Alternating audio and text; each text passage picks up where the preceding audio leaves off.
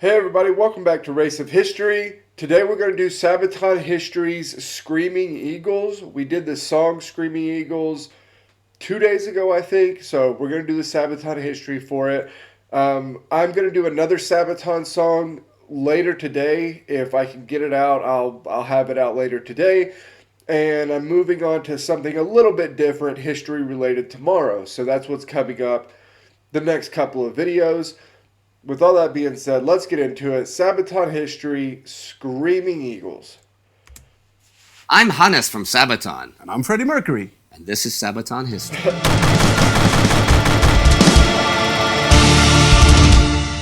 Screaming Eagles. You know, eagles don't actually scream. It's more like a ah, ah. And our song, Screaming Eagles, is about the 101st Airborne at the Battle of the Bulge.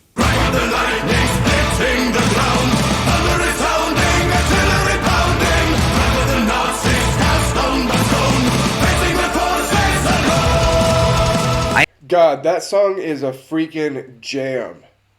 It is such a fast-paced banger. I am aware that people call them the 101st, but in terms of flow for an oral narrative, I'm going to call them the 101st, just so I can tell the story more smoothly.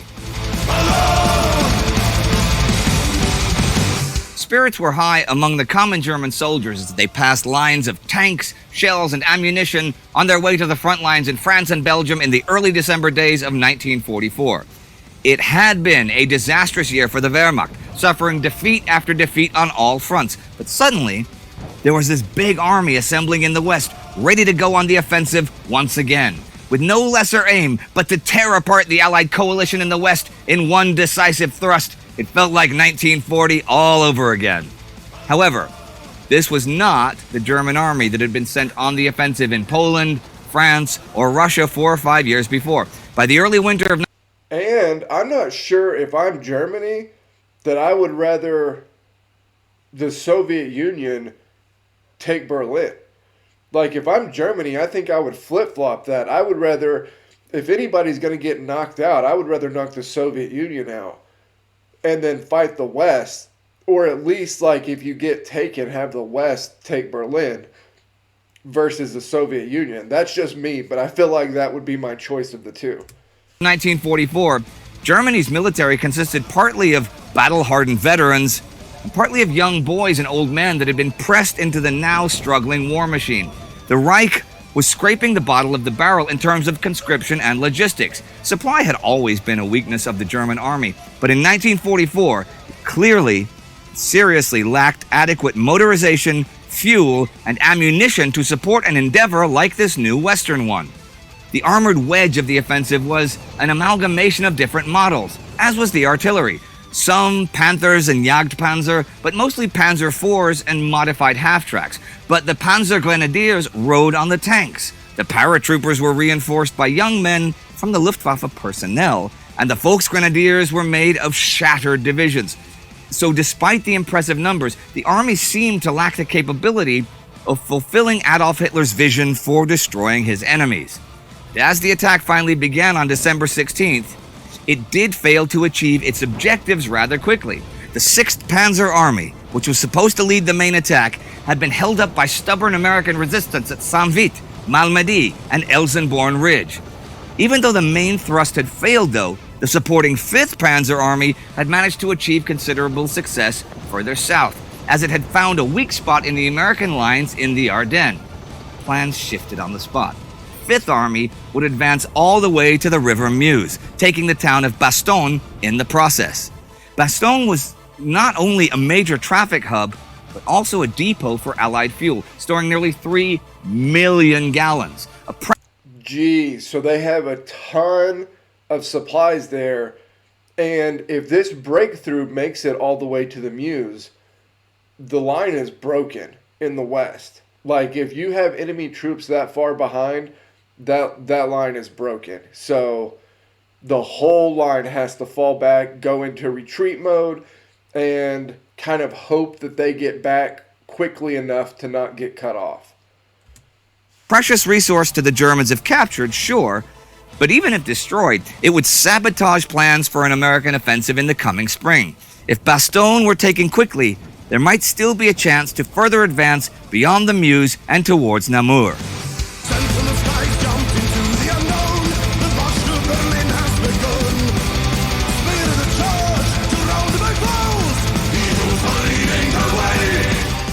Before the offensive, the area around Bastogne was considered a pretty quiet sector of the front by American High Command. It lay in between the operational sector of the First Army, which had been slogging through the Hütgen forest, and the Third Army south of Luxembourg, which was grinding against the German fortifications of the Siegfried Line. So the Ardennes had been seen as a resting zone for battered divisions, or a training ground for green units who needed to gain some experience from the small skirmishes that did take place there. To attack Bastogne, though, the Germans would have to send a large armored force through the thickly wooded Ardennes, with only a few roads available. Such a maneuver was considered extremely unlikely by the Allies, especially in the winter. I mean, a surprise attack through the Ardennes? Who could have predicted that? Sure, that was exactly what the Germans did in 1940, but not again, right? So, the Ardennes sector was only thinly held. Yeah, it's kind of hilarious that, backs against the wall, what are you going to do? And Germany's like, we're going to do the exact same thing we did at the beginning of the war for the invasion of France. Like, we're going to do the exact same thing. And it'll work out the exact same way. Like, it's kind of hilarious that that was the thought process. Held by 3 American divisions when the armored spearhead of the Germans appeared on the scene. Overrunning American lines, elements of the 5th Panzer Army then rushed in to exploit the break in those lines. They knew they had only a small window of time of maybe 4 or 5 days until the Allies would send in reinforcements.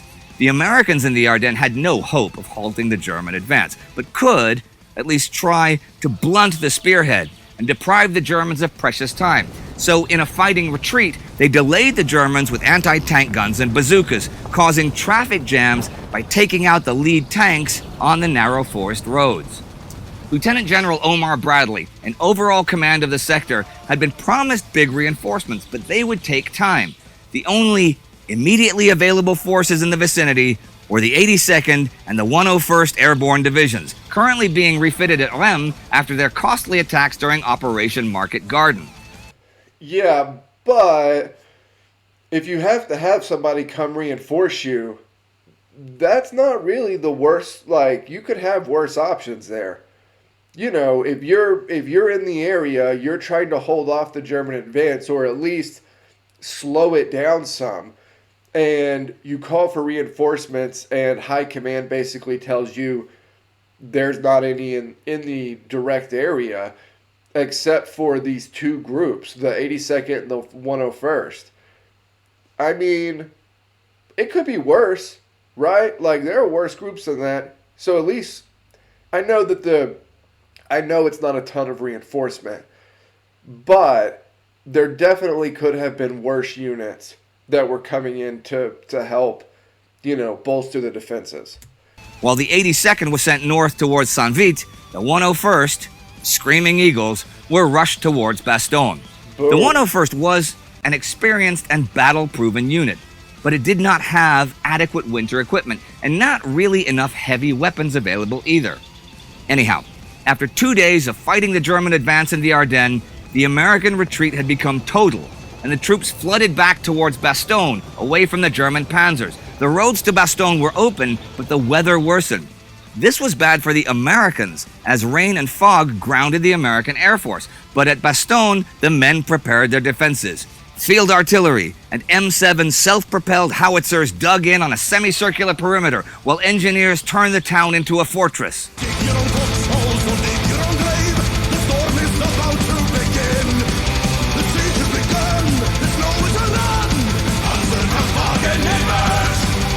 The 19th, panzers appeared on the outskirts of town, and those American tanks that were available rode out to meet them, delaying the German advance once again. That night, the Screaming Eagles finally arrived in Bastogne. So too did the elite German Panzer Lehr Division.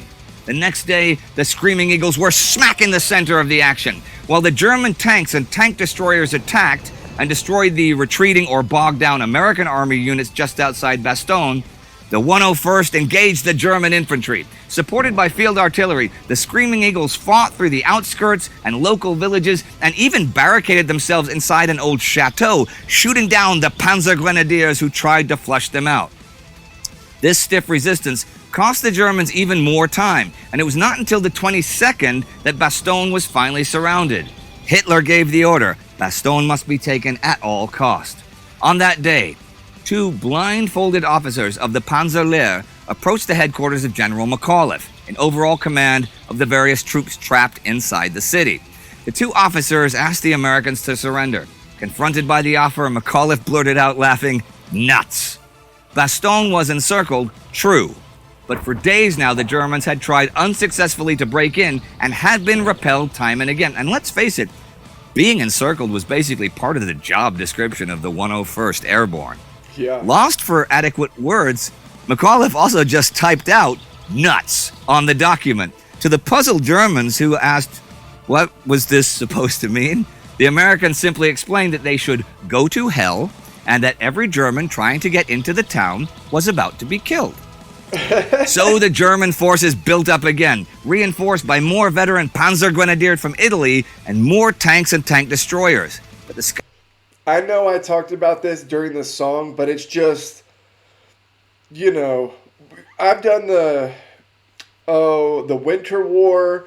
I've covered some of the Eastern Front of World War II, now the Western Front of World War II, but these situations where enemy troops are surrounded, in this case, enemy troops being the U.S. troops, right? They're surrounded, and they continue to fight. That is, it almost like doesn't make sense to me, right? It's like it's such a foreign of an idea that you're surrounded. There's no way out. You are going to die if you don't surrender. And the fact that there were plenty of people and groups and units and you know, all across the board that just picked up their rifles, loaded up the machine guns, and were like, yeah, well, we're going to take as many of these bastards with us as we can. Like, I don't know. That sort of thought process and person is just so, it's just so crazy to me. Like, what a different breed you would have to be, I feel like, for that to be your response. And again, it happens from almost every side all across the war. It's an incredible thing. Skies cleared, and the American Air Force was able to resupply the encircled city. The 101st had dug in on Christmas Day in the woods northeast of the city. Digging into the frozen ground in the woods was difficult, but every foxhole was a lifesaver as the German shells dropped all around them. In the freezing cold, the German grenadiers infiltrating the woods in white camouflage were met with rifle and machine gun fire, and the advancing panzers were engaged with bazookas and howitzers. Wave after wave, the Germans advanced on the 101st from different directions, but time and time again, the paratroopers and glider infantry fought them off in a series of vicious battles through woods and villages. Specialized tree buster shells were soon falling on the German positions, savaging the attackers with splinters and shrapnel. The Christmas attack was an absolute disaster for the Germans, with heavy casualties and the loss of a lot of tanks.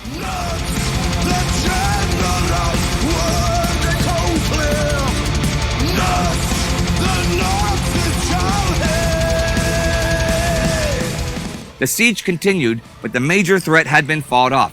By the 26th, the reserves from Patton's Third Army had finally established a corridor into Bastogne, though it would take several more days to secure it since the Germans were trying to cut it off. I had somebody comment on, I think, the Screaming Eagles song that said that their grandfather was part of this unit that went in and established the corridor to Bastogne. I wonder what they knew. Like, I wonder if the troops on the ground knew Bastogne is surrounded, we're going into enemy positions in order to open a corridor to establish a line of communications and supplies and everything like that. or if it was just kind of the high command knew, but more or less the troops on the ground were just told we're going to Bastogne. I don't know. I feel like if you knew you were going to like rescue a besieged city that was full of American soldiers, that would be a very different task with a very different motivation to it.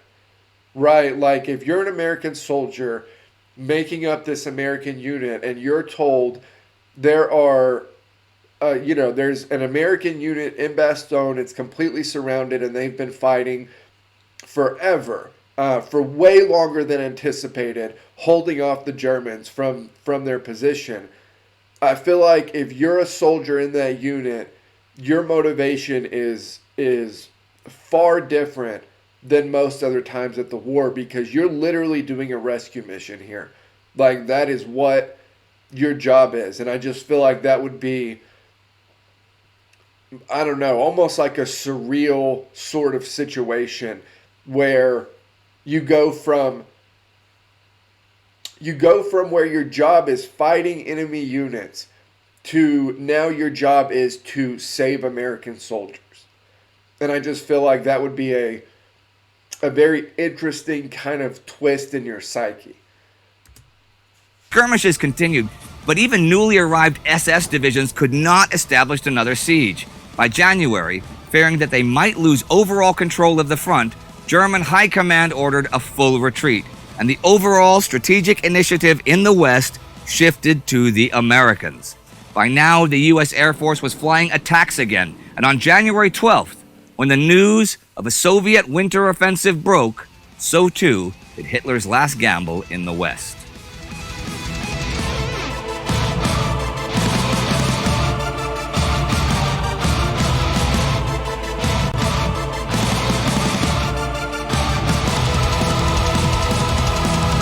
(101st Airborne). What about them? Well, 101st Airborne, we visited them at Fort Campbell. And I just want to say to anyone who was there and to anyone in the 101st and at Fort Campbell, thank you for taking such good care of us. Did you go to Bastogne as well? Yes, I did. We saw the lovely Sherman tank they have on the town square. I haven't been there. I've never You been. haven't? No. Oh, I recommend it. The forest outside of Bastogne where they, all of that crazy stuff from, Band of Brothers you could see in there. Tell us about the actual song itself. How did this come up? Actually, my first trip to Europe ever, I'm going to see World War I and World War II sites. Like, it's something I want to do so badly. There's no way I could go to Europe and not go look at war sites. So, I started thinking about how I could possibly do that a couple of years back, because I make trips every summer to go look at historical sites around the U.S. And so I thought maybe I could make one of these trips to Europe and go look at these historical sites in Europe. Then the pandemic hit and I wasn't even traveling around the U.S. to go look at historical sites anymore. But I want to start doing that again. I want to start ramping that back up. And I would love to see battle sites from World War I and World War II. That would just be such an incredible thing. a bit different this one. I was sitting very much alone in the old studio and I was writing the music. And I didn't even have any idea what the song was going to be about at this time. To be honest, I might be destroying somebody's illusion of the songwriting process here. But I was so fucking angry and tired with myself because I've been writing a lot on the Coat of Arms album and I just hadn't gotten that punchy, really hard, adrenaline rushing song yet. Probably about 1 or 2 in the morning, I just said, fuck this shit. I'm going to write a song and I'm not going home until I did.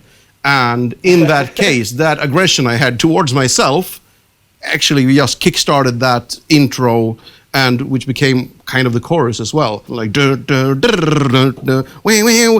the guitar riff. And it's like, yeah, that's it. Let's go. Next. Cool. So I just didn't give myself any chance to slow down. And yeah, it's definitely an aggressive, like, fast-paced, in-your-face song, which I love. Like I said, it's on my workout list now because it's just such an amp you up song. Overthink it. So it just went like a train from beginning to end. And by 7 or 8 in the morning, it was all done. So it's actually one of the faster Sabaton songs ever written, from a songwriting perspective. And the neighbors called and said they were really happy. Yes, they loved it. Enjoyed the entire songwriting process. They thought, wow. Can't wait to hear your new album, man. Keep working at night, man. That's the thing. But hey, something you said before, I want to get back to. You mentioned Band of Brothers. Yes. I love Band of Brothers. So do I. It might seem obvious to a lot of people who are into history that, everybody has seen that. But well, they might not know that Band of Brothers is about these guys. Yes. Oh, sorry. It is about the 101st. Yeah. I actually haven't seen it. I know it's probably like heresy to say that, but it's something I haven't ever seen. I don't really know much about it, but I did know that it was about the 101st, the Airborne Division. That's really the only thing I know about it, is that it's about them. But yeah, it's not something I've seen, but I've had a bunch of people tell me I have to see it and that it's awesome. Airborne, and there's a fantastic book called Band of Brothers, written by Stephen Ambrose, if I'm not mistaken, as well. But Band of Brothers itself, the series you were saying about, it's almost 20 years old now, and this is something I guess if you are under 25 or maybe under 30, you might have missed out on. You shouldn't miss Band of Brothers. You guys, how awesome is Band of Brothers? Awesome! And they're not saying that because they have to, because we could always cut it out and add some screams in there. Yeah, we got to add some extra screams because they didn't sound enthusiastic enough. Yeah, we want people to think we have a really big crew as well. Isn't that right, Sergey, George, Geraldo? No, but seriously, Band of Brothers is absolutely amazing. It's if you want to get an idea of not just the fighting part of war, but every aspect of what goes through a soldier's life, you owe it to yourself to check out Band of Brothers. Yeah, perfect marriage between documentary and Hollywood movie almost. It's a 10 1-hour, TV series. Yeah, I haven't done. They also did The Pacific, which I have not seen yet. The Pacific. What? No, I have not seen. Oh, that's amazing. I mean, the first time around I watched it, I didn't think it was as good as Band of Brothers. But the second time I watched The Pacific, I actually think I liked it even more. All right, well, that is it for Screaming Eagles. And that's it for today. All right, well, they talked me into it, so I'm going to go watch it.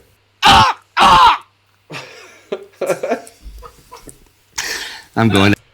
Okay, that was Sabaton History for the Screaming Eagles about the 101st.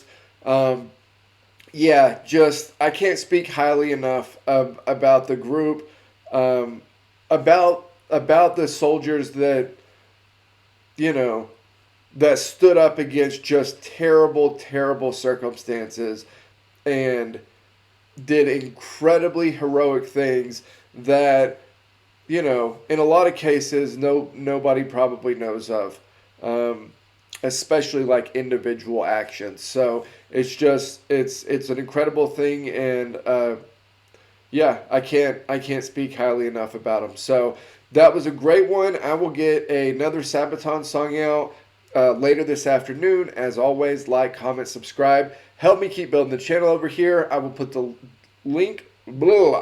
I will put the Discord link down below. If you want to continue these conversations over there, you can click on it, join. Trying to balance out maybe. Right now, Swedes seem to be just completely dominating the Discord. So if you're from anywhere else and you want to come over there and drop your national flag on the Swedes, that would be great. But yeah, as always, I will see you all next time.